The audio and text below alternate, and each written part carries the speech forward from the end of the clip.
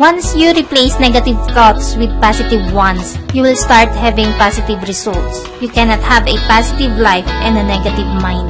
I'm Michelle Yu of Team Flash Out, Korea.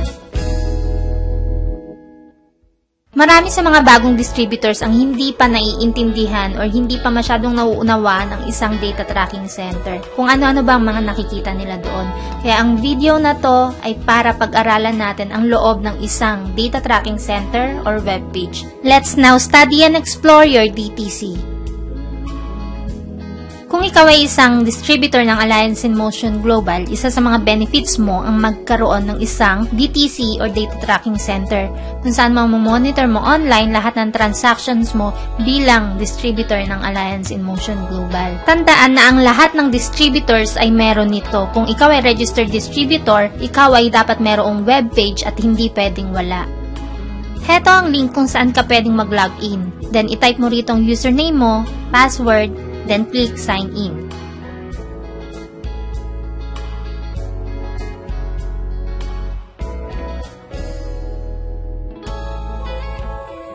Kung first time mo mag-login sa webpage mo, ganito ang makikita mo. Please provide the following information to have complete access in your dashboard.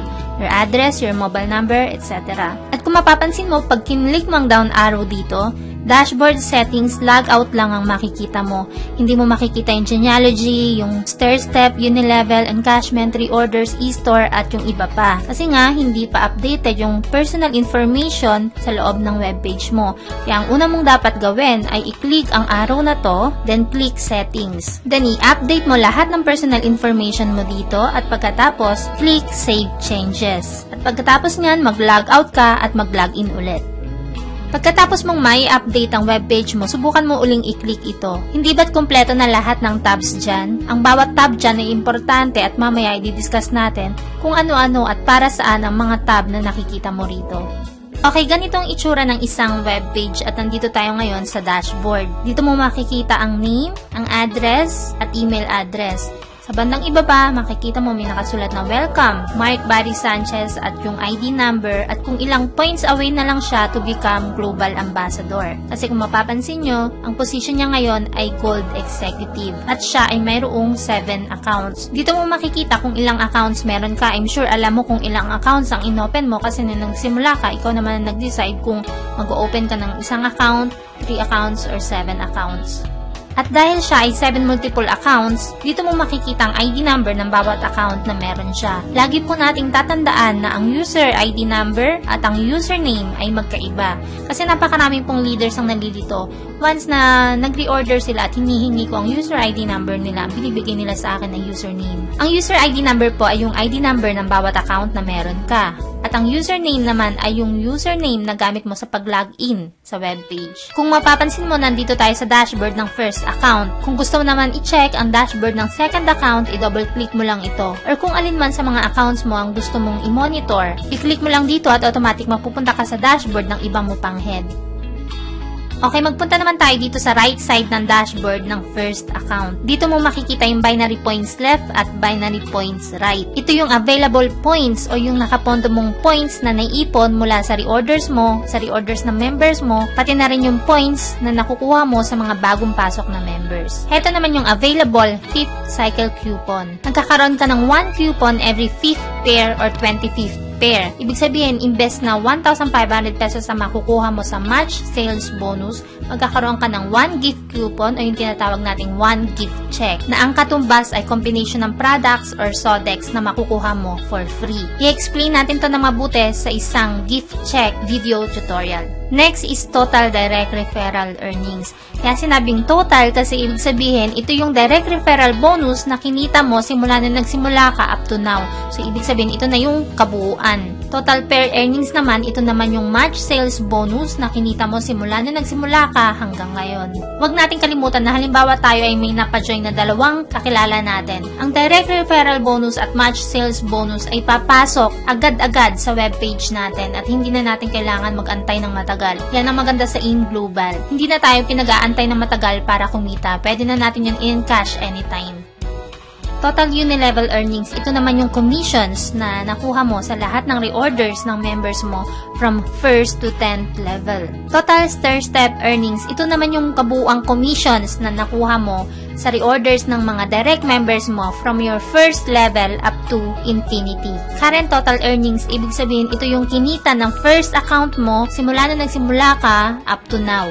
Current Available Balance, ito naman yung kita mo na pwede mong i-encash anytime. Ito yung pera na meron ka sa ngayon na pwede mong withdrawin kung kailan mo man gusto. Okay, itong points at earnings na nakikita nyo dito ay para lang yan sa first account. Iba rin ang sa second account, third, fourth, at sa iba mo pang mga heads. Huwag natin kakalimutan na ang bawat accounts natin ay may kanya-kanya yung buhay. So, ibig sabihin may kanya-kanya yung computations, may kanya-kanya yung kita. Ngayon, tapos na tayo dito sa right side ng dashboard mo. Magpunta naman tayo dito sa left side ng dashboard.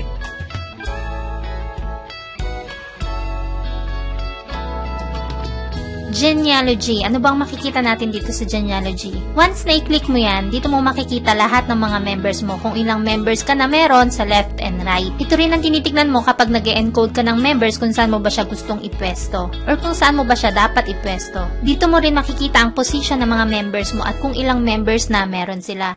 Stairstep, dito mo makikita yung real-time earnings mo for this month. Kung magkano yung pumapasok na commission sa'yo sa mga reorders ng mga direct members mo. Nandito na rin yung group accumulated points at yung personal accumulated points mo. Ito ang kagandahan ng isang webpage kasi namomonitor mo lahat ng pumapasok sa'yo.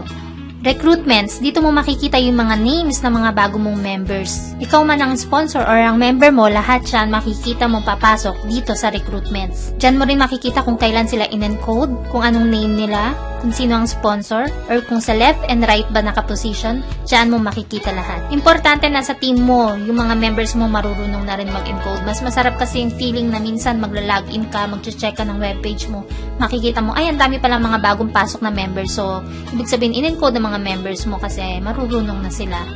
Unilevel, dito mo makikita yung total Unilevel earnings mo for this month. Dito mo makikita kung sino-sino ba sa mga members mo ang nagpapasok ng reorders nila, kung sino ba sa kanilang nagre-reorder, kung ano-ano bang mga reorders nila at kung magkano ang commission mo. Lahat ito ay nire-record ng system at binibilang at ipapasok sa'yo every 15th of the month. Transaction, dito mo makikita lahat ng transaction history mo for this month. Kung meron kang na-invite na members at kumita ka sa direct referral bonus, dito mo yan makikita. Kung meron kang match sales bonus na pumasok, dito mo rin yan lahat makikita. Pati yung sa Stairstep at Unilevel commissions. Kung ikaw din ay nagkaroon ng encashment, dito lahat naka-record. Next is encashment. Kapag ikaw ay mag-encash ng kita mo or available balance mo sa BTC, dito ka lang dapat magpunta. Itatype mo lang dito yung amount kung magkano gusto mong encash and then mamili ka kung bank or check. Then click encash. Tulad sa nakikita nyo dito ngayon, meron itong naging encashment noong April 6, 2015. Ang in-encash niya ay 108,220 pesos. At ang net, yung makukuha niya na lang ay 97,348 pesos, less na ang 10% tax at 50 pesos process fee. Kaya kung gusto mo mag-encash ng available balance mo sa webpage, dito ka lang magpupunta sa encashment, then click mo lang ang encash. Meron tayong video tutorials para sa encashment, kaya kung gusto nyo matuto kung paano mag-encash, hanapin nyo lang ang link sa description box ng video na to. Gift check or GC. Naalala nyo ba yung kaninang binanggit ko na available 5th cycle coupon na makikita sa right side ng dashboard mo?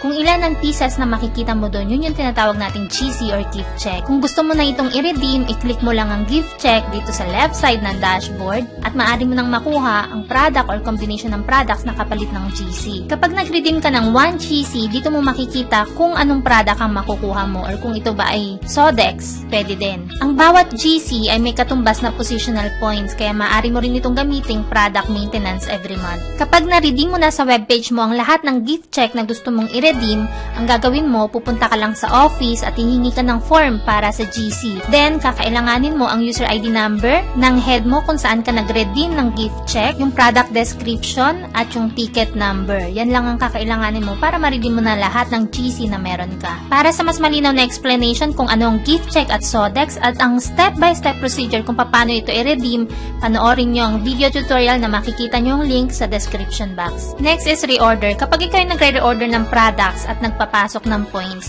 Dito mo makikita yung lahat ng list ng points na pumasok sa'yo. Dito mo makikita yung name ng product, kung anong date, at kung kailan pumasok sa'yo yung points. Next is e-store. Kapag ikaw ay nagre-reorder ng product sa office, dito ipapasok ng office ang bawat code ng product na nire-order mo. Dito mo yun ngayon ma-check. Ang gagawin mo na lang, i-click mo ang send para ma-count na sa'yo ang points. Tulad sa DTC na nakikita nyo ngayon, meron itong mga reorders na hindi pa na ipapasok ang points. Kaya ang gagawin niya na lang, i-click niya ang send, then automatic makakount na sa kanya ang points ng bawat product na pinasok niya. Or kung meron ka namang member na gustong pasahan ng points, ang gagawin mo lang, itatype mo dito yung ID number niya, click send, then automatic papasok na sa member na yon yung points na pinasa mo sa kanya. Okay, I guess we're done. Na-discuss na natin lahat. So, balik tayo sa dashboard. Meron kayong makikita ditong add new account. Ito naman ay para sa heads nyo. Kung gusto nyo magdagdag ng sarili nyong head, click nyo lang yan. Then, just follow instructions. Madali lang yan. Power of the day, ano naman ito? Ito yung mga cute messages. Cute messages na makikita nyo dito sa dashboard na nanggagaling sa mga kapwa natin distributors. Kahit ano, pwede nyong i-post dyan.